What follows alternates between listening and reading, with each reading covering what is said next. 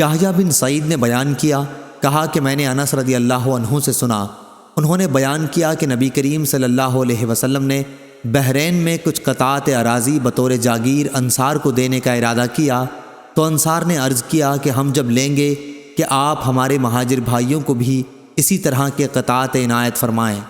اس پر آپ نے فرمایا کہ میرے بعد دوسرے لوگوں کو تم پر ترجیح دی جایا کرے گی، تو اس وقت تم صبر کرنا یہاں تک کہ ہم سے آخرت میں آ کر ملاقات کرو۔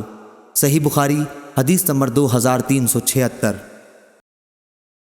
لیث نے یحییٰ بن سعید سے بیان کیا اور انہوں نے انس رضی اللہ عنہ سے کہ نبی کریم صلی اللہ علیہ وسلم نے انصار کو بلا کر بحرین میں انہیں قطعات اراضی بطور جاگیر دینے چاہے، تو انہوں نے عرض کیا کہ اے اللہ کے رسول صلی اللہ علیہ وسلم، اگر آپ کو ایسا کرنا ہی ہے تو ہمارے بھائی قریش مہاجرین کو بھی اسی طرح کے قطعات کی سند لکھ دیجئے۔ لیکن نبی کریم صلی اللہ علیہ وسلم کے پاس اتنی زمین ہی نہ تھی، اس لیے آپ نے ان سے فرمایا میرے بعد تم دیکھو گے کہ دوسرے لوگوں کو تم پر مقدم کیا جائے گا، تو اس وقت تم مجھ سے ملنے تک صبر کیے رہنا۔